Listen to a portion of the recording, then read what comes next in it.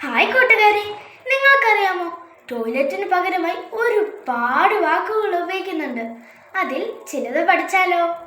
നമ്മൾ ഒരു എയ്റോപ്ലെയിനിലാണെങ്കിൽ ലാവറ്ററി എന്നാണ് പറയുക. നമ്മൾ ഒരു ട്രെയിനിലാണെങ്കിൽ ഹോപ്പർ ടോയ്ലറ്റ് എന്നാണ് പറയുക. നമ്മൾ നമ്മുടെ ഓഫീസിലാണെങ്കിൽ വാഷ്റൂം എന്നാണ് പറയുക.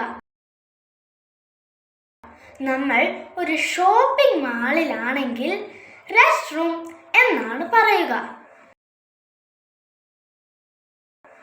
നമ്മൾ നമ്മുടെ വീട്ടിലാണെങ്കിൽ ബാത്റൂം എന്നാണ് പറയുക. നമ്മൾ ഒരു ആഡംബര ഹോട്ടലിലാണെങ്കിൽ പൗഡർ റൂം എന്നാണ് പറയുക. അമേരിക്കൻ ഇംഗ്ലീഷിൽ ടോയ്ലറ്റിന് പകരമായി ഉപയോഗിക്കുന്ന വാക്കാണ് ജോൺ. UK ഇംഗ്ലീഷിൽ ടോയ്ലറ്റിന് പകരമായി ഉപയോഗിക്കുന്നത് ലൂ എന്ന വാക്കാണ്. അപ്പോൾ വീണ്ടും കാണാം.